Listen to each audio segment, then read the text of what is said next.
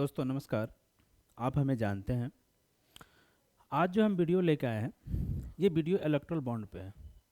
Erectile bond पे PT में क्या सवाल आ सकता है, मेंस में क्या सवाल आ सकता है, इंटरव्यू में क्या सवाल आ सकता है, हम उसी पे चर्चा करने वाले हैं कि सर्वोच्च न्यायालय के द्वारा जो भी अभी फैसला दिया गया इलेक्ट्रल बॉन्ड पे, तो उससे आपसे इंटरव्यू में क्या सवाल पूछ सकता है, पीटी में क्या सवाल पूछ सकता है और मेंस में क्या सवाल पूछ सकता है।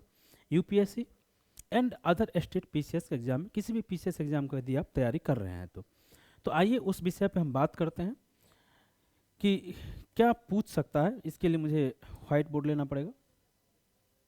चलिए ये देखिए, हम यहाँ पे बात करते हैं कि क्या क्वेश्चन पूछ सकता है पीसीएस में। ठीक, चलिए देखिए इलेक्ट्रल बॉन्ड, यहाँ पे हम बात करें ये हमारा आता है इलेक्ट्रल बॉन्ड।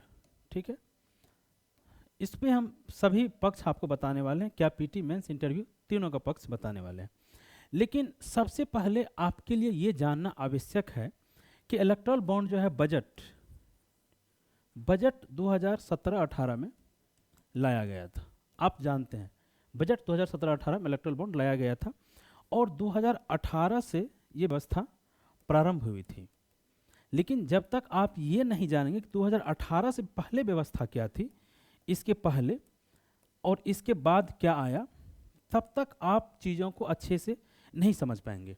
मेरा ये मानना है कि जब आपको दोनों व्यवस्था पता होगी तो आप चीज़ों को बहुत अच्छे से समझ पाएंगे, और जब आपको सिर्फ एक व्यवस्था बाद वाली पता हो तो फिर आप चीज़ों को समझने में आपको थोड़ी बहुत दिक्कत होगी। तो हम चाहते हैं कि पहले वाला व्यवस्था क्या था वो पहले आपको बता दें। जैसे देखिए 2018 से पहले जो व्यवस्था थी उस व्यवस्था में ये था कि कोई भी कंपनी जब वो लगातार 3 वर्ष, ठीक है, लगातार 3 वर्ष का जो उसका औसत मुनाफा होगा, लगातार 3 वर्ष का जो औसत मुनाफा होगा उसका 7.5% से अधिक रुपया नहीं दे सकता था।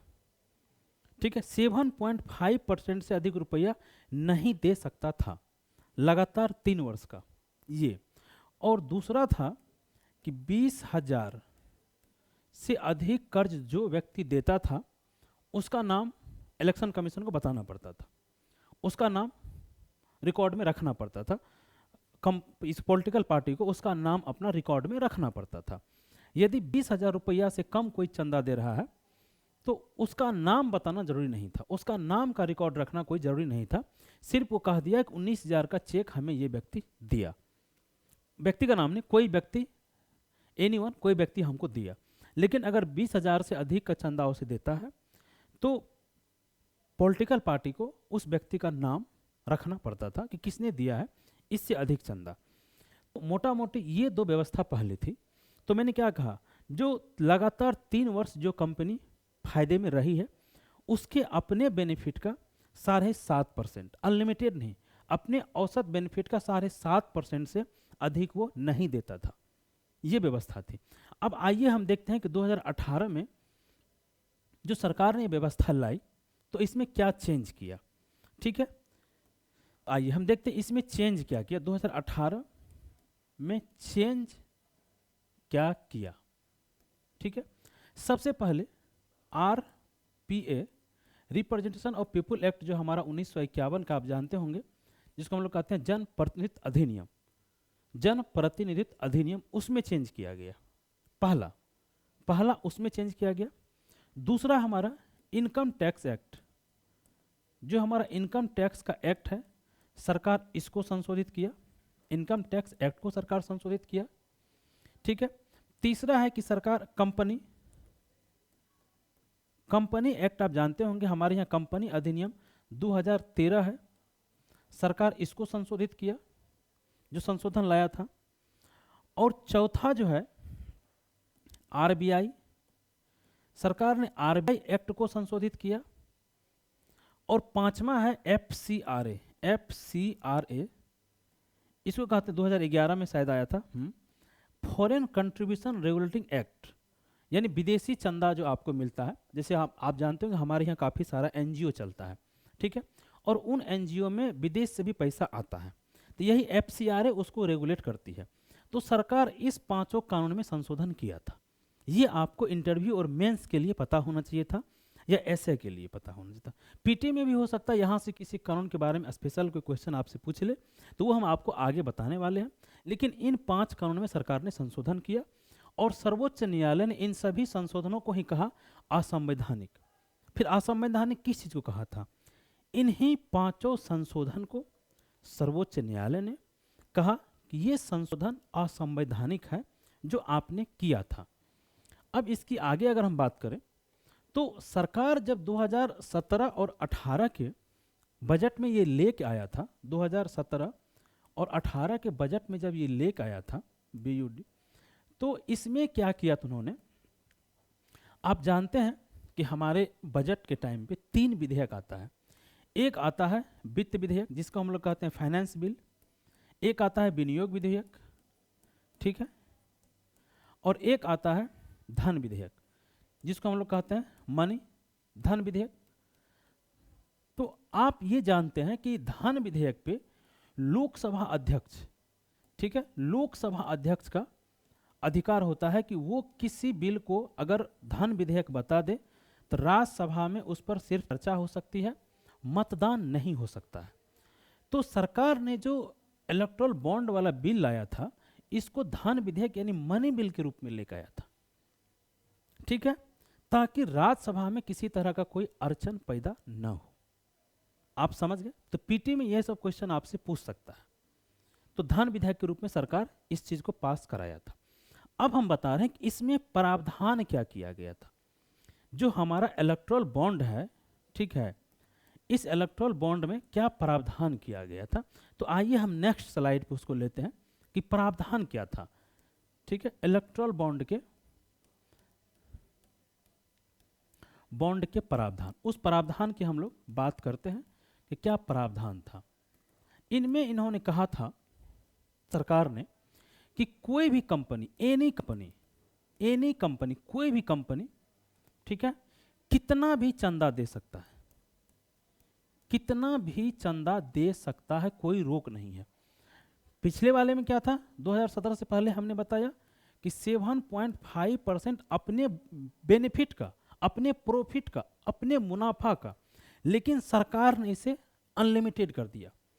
दूसरा जो इन्होंने प्रावधान किया था, दूसरा कि कोई भी कंपनी अगर वो घाटे में ही क्यों ना चल रही हो, अगर वो कंपनी लॉस में ही क्यों ना हो, तो लॉस में भी कंपनी अगर है तो वो भी चंदा दे सकती है, उसके लिए भी मना ही नहीं था। लॉस वाली कंपनी भी चंदा दे सकती है, समझ गए? तो उस कंपनी को इनकम टैक्स में छूट मिलती थी, क्योंकि हमने आपको बताया कि इनकम टैक्स में संशोधन किया गया था, तो इनकम टैक्स में कंपनी को छूट मिलती थी। दूसरा हो गया, पहला एनी कंपनी, कितना भी चंदा। दूसरा, घाटे में भी क्यों ना कंपनी हो। तीसरा, एक था कि भारतीय नागरिक, अगर कोई कंपनी भारतीय नागरिक चला रहा है, सपोज कीजिए कि नागरिक चला रहा है, भारतीय नागरिक, तो वो तो खरीदेगा ही खरीदेगा। लेकिन अगर कोई विदेशी कंपनी भी जो भारत में व्यापार कर रही है, नहीं, ठीक है, तो वो भी चंदा दे सकती है। क्यों?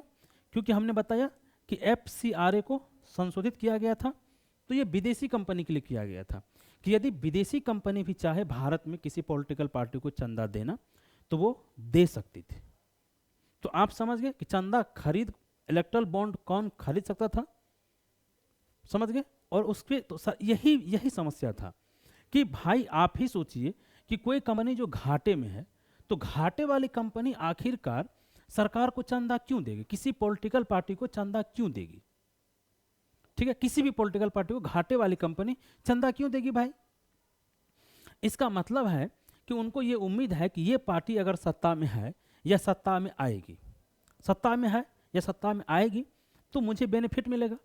इसके बाद देखिए, जो ये मेंस का मैं पॉइंट बता रहा हूं आपको, मेंस का सारा पॉइंट, कि कोई भी कंपनी है पूंजीवादी अर्थव्यवस्था में जो काम करता है वो प्रॉफिट के सिद्धांत पे काम करता है, प्रॉफिट यानी लाभ के सिद्धांत पे, ठीक है। अगर जो कंपनी घाटे में नहीं है, अगर वो लाभ में भी है, तो वो कंपनी किसी पॉलिटिकल पार्टी को चंदा आखिर क्यों दे रही है? इसका मतलब है कि वो अपने हित में पॉलिसी बनवाएगा, अपने हित में पॉलिसी बनवाएगा, आप जानते हैं। तो ये सुप्रीम कोर्ट ने इसी को पकड़ा कि सपोज कीजिए एक तरफ हम लेते हैं पॉलिटिकल पार्टी, ठीक है, और एक तरफ हमारा कंपनी, तो ये तो वाइस वर्सा हो गया ना कि ये इसको चंदा देगा और ये उनको पॉलिसी बना के देगा। तो ये लोकतंत्र के लिए सही नहीं था। और मेरे अनुभव में मैंने बहुत सारे वकीलों को सुना, उनका ये कहना है कि 15, 20, 25 सालों में सुप्रीम कोर्ट का ऐसा कोई जजमेंट आया है जो लोकतंत्र को मजबूत करता है। लेकिन मेरा मानना है कि यदि आप 1973 केशवानंद भारती जजमेंट के बारे में जानते हैं, तो इसके बाद मुझे लगता है कि पहला जजमेंट होगा, ये मेरा मानना है, जिन्होंने लोकतंत्र को बहुत मजबूत किया है।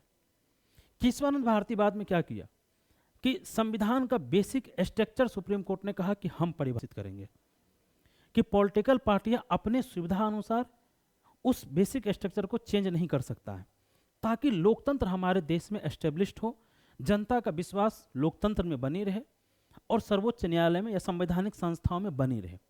वही देखिए यहाँ पे कंपनी पॉलिटिकल पार्टी को प्रॉफिट दे रही है और पॉलिटिकल पार्टी कंपनी को पॉलिसी दे रही है, तो फिर इसमें जनता कहाँ है? जनता तो ये तो वोट को प्रभावित कर सकता था ना, इसमें जनता का रोल कहाँ रह गया? क्या जनता सिर्फ वोट देने के लिए है? क्या उसे कुछ जानने का अधिकार नहीं है? कंपनी को, जनता को बिल्कुल जानने का अधिकार नहीं है कि आपने किस पॉलिटिकल पार्टी को क्या दिया और उस पॉलिटिकल पार्टी ने बदले में आपको क्या दिया। तो यही सुप्रीम कोर्ट ने पकड़ा।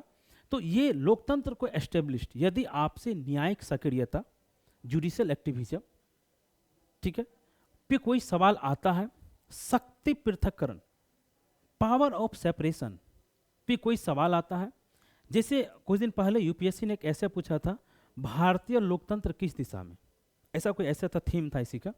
तो अगर तो वहाँ पे आप ये सब कंटेंट अगर आप लिखते हैं तो निश्चित ही एग्जामिनर आपसे बहुत खुश होगा कि इस लड़का की गहरी समझ है या इस एस्पिरेंट की गहरी समझ है। तो आप ऐसे ही इन क्वेश्चन को जीएस में, एसए में, अपने इंटरव्यू में उपयोग करेंगे कि ये, जबकि लोकतंत्र, चुनाव आयोग, इलेक्शन कमीशन का क्या काम है? निष्पक्ष एवं पारदर्शी इलेक्शन। निष्पक्ष, चुनाव आयोग क्या कहता है? निष्पक्ष एवं पारदर्शी इलेक्शन कह रहा था, ये बताइए। तो यहाँ पे पारदर्शिता कहाँ थी? सरकार ने कहा कि जनता को ये जानने का अधिकार नहीं है। तो जब जनता को ये जानने का अधिकार नहीं है तो पारदर्शिता कहाँ पे है, ये बताइए। तो पारदर्शिता नहीं है तो चुनाव पारदर्शी नहीं हुआ ना, निष्पक्ष नहीं हुआ ना। तो ये तो लोकतंत्र की मूल अवधारणा के खिलाफ हो गया ना। ठीक है, अब आगे देखिए, जो सुप्रीम कोर्ट ने लिया था अपने आदेश में, कहा कि आरटीआई एक्ट का उल्लंघन है, जिसका उन्होंने हवाला दिया आर्टिकल 19A, जहाँ पे बोलने की आज़ादी है। अब बोलने की आज़ादी, आरटीआई एक्ट हमारा है, जानने का अधिकार है। तो सरकार ने सुप्रीम कोर्ट में कहा कि जो कंपनी हमें चंदा देती है तो कंपनी की भी अपनी प्राइवेसी है, उसकी अपनी गोपनीयता है, ठीक है, और प्राइवेसी हमारा क्या, फंडामेंटल राइट है, सुप्रीम कोर्ट ने ही तय किया था। तो इनकी प्राइवेसी के लिए हम जनता को नहीं बता सकते हैं कि किन्होंने हमें क्या दिया, नहीं तो अगर हमारी सरकार बदल जाएगी, अगर दूसरी सत्ता में आएगी तो वो इस कंपनी को परेशान कर सकता है। लेकिन सर्वोच्च न्यायालय ने कहा, अब यहाँ पे देखिए सर्वोच्च न्यायालय ने क्या तर्क दिया, हम वो बता रहे हैं आपको।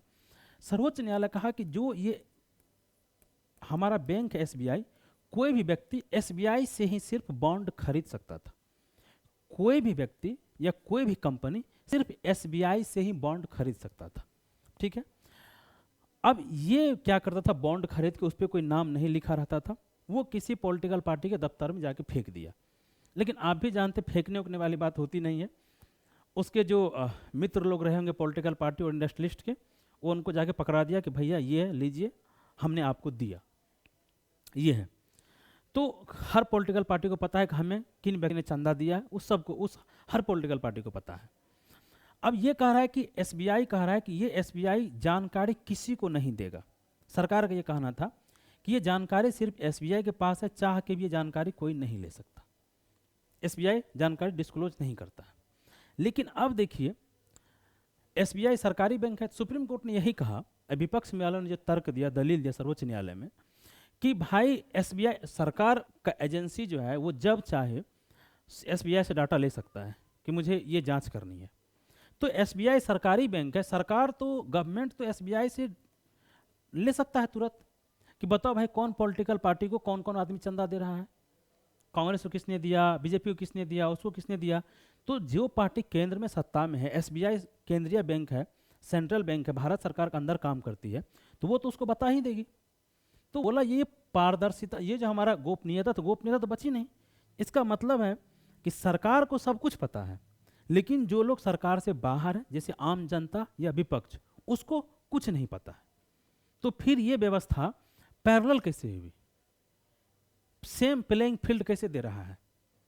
तो इसलिए कहा कि ये आरटीआई जानने का अधिकार का उल्लंघन है, आप इसको खत्म कीजिए। तो जो क्या बताया हमने, जो संशोधन किया गया था आरबीआई एक्ट में, कैंसिल कर दिया कि नहीं ये नहीं हो सकता है। समझ गए।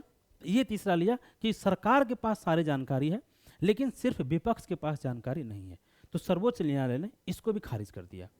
अब इसके बाद आता है, सर्वोच्च न्यायालय ने कहा कि आप जानते होंगे कि इलेक्टोरल बॉन्ड में ये व्यवस्था की गई थी कि 1% वोट जब चुनाव अगर होता है, उस चुनाव में किसी भी पॉलिटिकल पार्टी को, जिस भी पॉलिटिकल पार्टी को 1% वोट मिला है, उनको ही इलेक्टोरल बॉन्ड वो स्वीकार कर सकता है, नहीं तो इलेक्टोरल बॉन्ड वो नहीं ले सकता, उसके लिए वो एलिजिबल नहीं है। सर्वोच्च न्यायालय ने ये पूछा कि सपोज कीजिए आप जो लोग वीडियो देख रहे हैं, आपका कोई जानने वाला वो पॉलिटिकल पार्टी बनाता है, ठीक है, वो पॉलिटिकल पार्टी बनाता है, और सपोज कीजिए कि दिल्ली में विधानसभा चुनाव होता है, ठीक है। इस दिल्ली के विधानसभा चुनाव में उस पॉलिटिकल पार्टी को 1% से कम 0.99% ही वोट मिला, ठीक है। तो ये आदमी अब अगला साल जो चुनाव होगा उसके लिए तैयारी करेगा, लेकिन इसको पैसा चाहिए। जब अब इलेक्टोरल बॉन्ड ये ले ही नहीं सकता है तो इसको पैसा कहां से मिलेगा। अगर ये व्यक्ति स्टार्टअप करना चाह रहा है, जैसे हम लोग स्टार्टअप कंपनी बनाते हैं, अगर ये व्यक्ति पॉलिटिकल क्षेत्र में, पॉलिटिक्स में अगर स्टार्टअप करना चाह रहा है, तो आप तो इसको यहीं मार देंगे ना। जब इसको चंदा ही नहीं मिलेगा, ये तो यहीं मर गया, तो फिर ये आगे कैसे ग्रोथ करेगा। तो बोला ये व्यवस्था फेयर कैसे हो सकता है, ये तो अन्य पॉलिटिकल पार्टी को पनपने का अपने रास्ता बंद कर दिया। जब कोई आदमी ऐसे पॉलिटिकल पार्टी बनाएगा ही नहीं, क्योंकि उसको इलेक्टोरल बॉन्ड वो नहीं ले पाएगा। हो सकता है पहले बार में नहीं मिला, दूसरे बार में उसको 1% वोट मिल जाए, तीसरी बार में 1% वोट मिल जाए, तो स्टार्टिंग में ही आप तो पहले इलेक्शन में खत्म कर दिया ना। तो ये व्यवस्था पारदर्शी नहीं है, इस सीमा को हटाइए, इसलिए असंवैधानिक करार दे दिया। तो ये सारे कुछ पॉइंट है, ठीक है। अब देखिए वीडियो की अपनी एक समय सीमा है, इसमें कुछ माह है कि कुछ माह में ही स्पेसिफिक कुछ माह है, मंथ है, उसी मंथ में ये खरीदा जाता है। जो आपसे पीटी में पूछा जाएगा कितने डेज के लिए वो बैंक ओपन होती है और कितने दिन के लिए वो भुना सकता है। और सुप्रीम कोर्ट के इसके अतिरिक्त भी कुछ जजमेंट हैं, अभी इसमें ये पूरा जजमेंट हुआ नहीं, और इसमें और 3-4 पॉइंट है। फिर इसकी आलोचना भी है और इसका मूल्यांकन भी है, और फिर इसका सुझाव है कि अगर आपसे पूछा जाए कि अभी केस स्टडी में ही आ जाए, तो इसका आपसे अगर सुझाव पूछा जाए इंटरव्यू में, या अगर आप मेंस में आंसर लिख रहे हैं, तो कभी कभी कहता है ना कि चुनाव फंडिंग में पारदर्शिता लाने हेतु आप क्या सुझाव देंगे, ठीक है। क्वेश्चन सपोज कीजिए रेज कर दिया कि यहाँ पे इलेक्ट्रल बॉन्ड नहीं देगा, सिर्फ आप देगा कि चुनाव में फंडिंग या चुनावी फंडिंग भारतीय लोकतंत्र को किस सीमा तक प्रभावित करती है, ठीक है। ऐसा क्वेश्चन बन सकता है कि चुनावी फंडिंग किस सीमा तक भारतीय लोकतंत्र को प्रभावित करती है, व्याख्या कीजिए, विश्लेषण कीजिए, तथा चुनाव फंडिंग में पारदर्शिता सुनिश्चित करने हेतु आप क्या सुझाव देंगे। सपोज कीजिए ये सवाल क्वेश्चन पूछ लिया आपसे मेंस में कि चुनाव फंड में पारदर्शिता सुनिश्चित करने हेतु आप क्या सुझाव देंगे। ये तो क्या सुझाव होगा, तो हम पहले ही बता चुके हैं कि फ्री में हम सब कुछ नहीं दे सकते हैं, ठीक है। तो आपको अगर इस तरह का दिक्कत हो तो आप हमारे ऑनलाइन या ऑफलाइन मोड में एडमिशन ले सकते हैं, और आप हमसे मेंस आंसर राइटिंग तैयारी के लिए डिस्कस, डिबेट, क्वेश्चन आंसर कर सकते हैं, ठीक है। तो वीडियो का अपनी एक समय सीमा होती है, इससे अधिक हम अब नहीं बता सकते हैं वीडियो में। आपको अगर जानना हो, आप किसी भी टीचर से, आप जिस टीचर से भी आप उनसे जानकारी ले लीजिए, या नहीं अगर वो टीचर आपको सेटिस्फाई नहीं करता है, आप उसे संतुष्ट नहीं है, तब हमारे दिए गए नंबर पे मेंस आंसर राइटिंग के लिए और प्रीलिम्स डिस्कशन के लिए, प्रीलिम्स की तैयारी के लिए आप हमसे संपर्क कर सकते हैं, यदि आप यूपीएससी और अन्य स्टेट पीसीएस किसी का भी एग्जाम का तैयारी आप करते हैं तो। और हम एक बात बताए थे, देखिए फर्जी मॉडल उत्तर से यार आप सावधान रहिए। बहुत सारे कोचिंग में आप लोग क्या करते हैं, टेस्ट सीरीज ज्वाइन करते हैं, और टेस्ट सीरीज ज्वाइन करने के पश्चात क्या होता है कि आपको वो मॉडल आंसर देता है, और मॉडल आंसर जो है ना वो सबसे बड़ा फर्जीवाड़ा है। आंसर राइटिंग के फील्ड में मॉडल आंसर सबसे बड़ा फर्जीवाड़ा है। जहां पे टीचर आपको 2-4 ग्रुप के साथ डिस्कशन कराता हो ना, आप उस टीचर से टेस्ट सीरीज लेना स्वीकार कीजिए, चाहे हम हो या आप भारत के किसी भी शहर में रह रहे हो।